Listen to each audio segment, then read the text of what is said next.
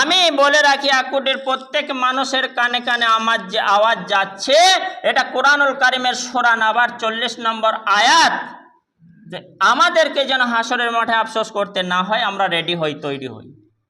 কাফেররা আফসোস করে বলবে মাটি যদি হতাম, কিন্তু আর বলে লাভ হবে না।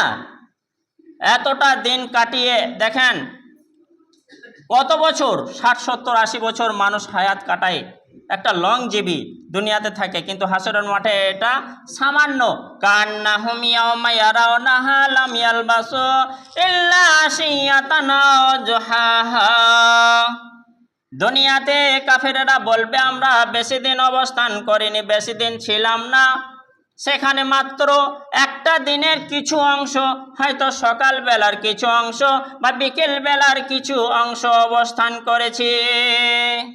আপনি এবার ভাবুন, আপনার জ্ঞান যখন থেকে হয়েছে পা হওয়া থেকে নিয়ে আজ পর্যন্ত, আজকে জুম্মা পর্যন্ত একটু ভেবে দেখুন, মনে মনে লিস্ট এটা করুন। অনেক সময় পার করছেন দুনিয়াতে, আরও ইনশাল্লাহ যতকাল হায়াত আছে আপনি করবেন। কিন্তু কাফেররা যারা অস্বীকারী রয়েছে, তারা সেই দিন বলবে দুনিয়াতে বেশি দিন ছিলাম না। যেমন বিয়ে বাড়িতে গিয়ে গিফটটা দিয়েই দুমুঠো খাবার খেয়ে নিয়ে চলে আসি, না না বেশিক্ষণ ছিলাম না, গিয়ে গিফটে দিয়েই খাবার খেয়েই চলে এসেছি। অর্থাৎ বলবে দুনিয়াতে বেশিক্ষণ ছিলাম না, গিয়ে সকালের কিছু অংশ বিকালের কিছু অংশ ছিলাম, চলে এসেছি হাসরের মাঠে। কাফেরেরা বলবে, মোমেনদের কোনো টেনশন চিন্তা নেই। তাই সাবধান। এবার আসুন, যদি কেউ কাফের অবস্থায় মারা যায়, তার ভাইয়ের, তার বাবার, তার সন্তানের, তার স্ত্রীর, স্ত্রী হলে স্বামীর, এমনকি দুনিয়ার সমস্ত মানুষের অভিশাপ তার উপর পড়ে যায়। বললেন আল্লাহ সুবহানাহু ওয়া তাআলা, কথা আল্লাহর, কালাম আল্লাহর, বাণী আল্লাহর। সূরাতুল বাকারা 2 নম্বর সূরা আয়াত নম্বর 161, ইন্নাল্লাযীনা কাফারু ওয়া মাতু ওয়া হুম কুফার।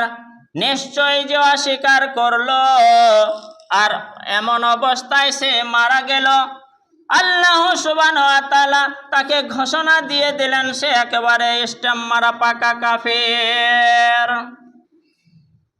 তাই আপাতত শুক্রবার জুম্মার দিন আমরা আল্লাহকে খুশি করি, ইবাদতগুলি পালন করি, নবীর নামে একবার দরুদটা তো কমসে কম পড়ি, যে আল্লাহ রাসূল আঁকড়ে ধরবেন হাসরের মাঠের, না না আমার উম্মত বটে, এরা কাফের নয়।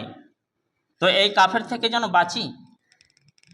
তো আল্লাহ তাআলা বললেন, যারা কুফরি করলো, অস্বীকার করলো, এমন অবস্থায় যদি তার মৃত্যু হয়ে যায়, তাহলে কিন্তু তাকে স্ট্যাম্প মেরে লানতি তক্তি দিয়ে পাকা কাফের বলে ঘোষণা করা হবে।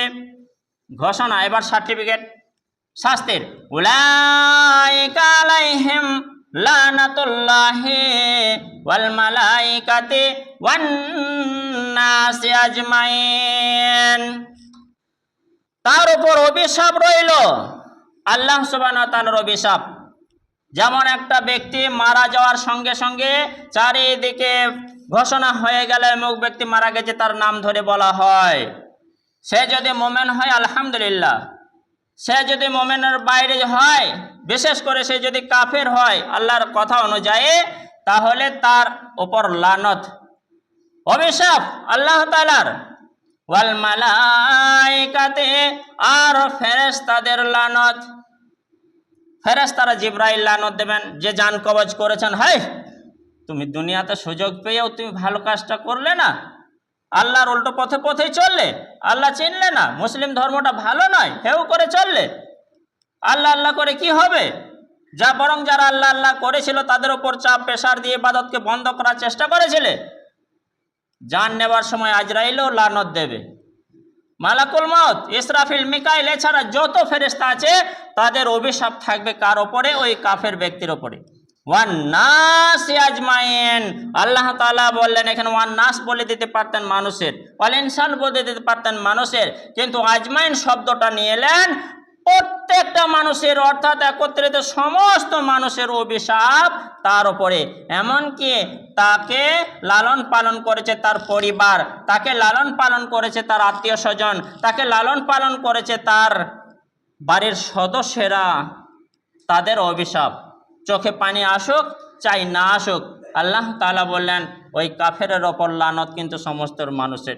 এবারে আপনি একটু ভেবে নেন, যার ওপর লানত সমস্ত মানুষের, যার ওপর লানত সমস্ত ফেরেশতার, যার ওপর লানত স্বয়ং আল্লাহ তাআলার। 3 ধরনের লানত যদি একটা মানুষের ওপর পড়ে, তাহলে তার জন্য কি রাস্তা খোলা আছে, যাও সোজা সবুজ ঘরে? না, তার জন্য রাস্তা বন্ধ আছে, বরং জাহান্নামের দরজা খোলা আছে। একটু ভাবনা চিন্তা করে 30টা সেকেন্ড, হাফ মিনিট, 1 মিনিটও নয়, চিন্তা করে একটু বুঝে নিতে হবে, বিবেক দিয়ে, ব্রেন দিয়ে, মন দিয়ে দেখে নিতে হবে। বরং না, আল্লাহর লানত, মানুষের লানত যদি পড়ে যায় তাহলে কিন্তু সর্বনাশ হয়ে যাবে। একটা ভালো মানুষের ওপর যদি 100 মানুষ নারাজ থাকে, তবু কিন্তু সেটা আল্লাহ তাআলা খতিয়ে দেখবেন। হক আদায়ের ক্ষেত্রে পার পেয়ে গেছে, চলে যাও, ঠিক আছে, আমার হক, বান্দার হক, আল্লাহর হক আল্লাহ মাফ করবেন, বান্দার হক হলে আটকে দেবেন। পক্ষান্তর উল্টো দিকে যদি একটা কাফের মানুষ মারা গেছে, দুনিয়ার মানুষ যদি কন্দন করে, কান্দাকাটি করে, কোনো লাভ হবে না। পক্ষান্তর একটা ভালো মানুষ মারা গেছে, তার পক্ষে 2টি হাদিস এসছে। একটা ভালো মানুষ মারা গেছে, ইমানদার মোমেন মানুষ মারা গেছে, 2টি হাদিস পর এসছে। তার পক্ষে যদি 40টা মানুষ, এখানে মোটামুটি প্রায় 2 শতাধিক অপর ব্যক্তি আছেন, ছোট বড় মিলে, তো 40টি মানুষ মাত্র যদি বলে, আহা বেচারা লোকটি ভালো ছিল,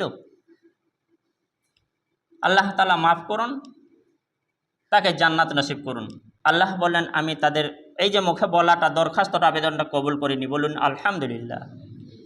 পরের এক হাদিসে এসছে, কারণ একটা শিশুর জানাজায় আল্লাহ রাসূল সাল্লাল্লাহু আলাইহি ওয়াসাল্লাম যখন তৈরি হচ্ছিলেন মাগরিব এশার মাঝামাঝি সময়ে, তখন কিন্তু ওই কিছু লোক জমা হয়ে গেছে। সাহাবী বলছেন, ইয়া রাসূলুল্লাহ, সাহাবীরা এসছে, তো আসুন জানাজাটা পড়ি। তো আমার রাসূল বললেন, দেখো দেখো দেখো 40 হয়েছে কিনা, 40 হয়েছে কিনা, মানে 40-এর মতো লোক জমা হয়েছে কিনা।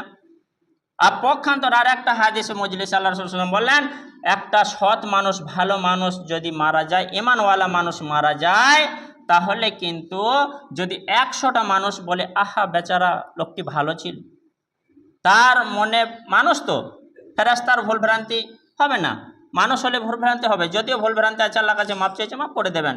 ভুলভ্রান্তি টুকিটাকি আছে, আল্লাহ ঠিক করে দেবেন। 100টা মানুষ যদি বলে, 100টা মানুষ যে বেচারা লোকটি সত্যি ভালো ছিল, আল্লাহ তাকে মাফ করো, ক্ষমা করো, তাকে জান্নাত নসিব করো, তো আল্লাহ তাআলা বলছেন তাদের ওই যে দরখাস্তটা আমি কবুল করিনি, গ্রহণ করিনি, বলি আলহামদুলিল্লাহ। তাহলে 1 নম্বর আমাকে ভালো হতে হবে, কাফের থেকে বাঁচতে হবে। দ্বিতীয়, মানুষকে খুশিতে রাখতে হবে, যেন আমি মরার সময় আপাতত 39 না হয়, 40টি যেন অবশ্যই মানুষকে আমার রেখে দিতে হবে। মাইনে দিয়ে, বেতন দিয়ে 40 জন রেখে দেবো আমার মরার সময়, বলো ভালো না, চলবে না। মন থেকে খুশি মনে তাদের ওপরে, তাদের জন্যে আমার অনুদান থাক না থাক, আপাতত তারা যেন বলে সত্যি লোকটা ভালো, এরকম নিজে নিজে জীবন গড়ার চেষ্টা করুন। কাফের থেকে দূরে থাকুন, যতদিন বাঁচবেন শেষ নিঃশ্বাস পর্যন্ত, অর্থাৎ পশ্চিম দিকে সূর্য ওঠার আগে আগে পর্যন্ত আমাদের প্রত্যেককেই নিয়ত করতে হবে যে কোরআন আর হাদিসের ওপর আমরা বিশ্বাস স্থাপন করে আমল করে চলবো। আল্লাহ তাআলা সেই মতে আমাদের সুযোগ দিন, বলি আল্লাহুম্মা আমিন। ওয়া মা আলাইনা ইল্লাল বালাগ। ইন্নাল্লাহা মালাইকাতাহু ইউসাল্লুনা আলান নবী ইয়া আইয়ুহাল্লাযীনা আমানু সাল্লু আলাইহি ওয়া সাল্লিমু তাসলিমা।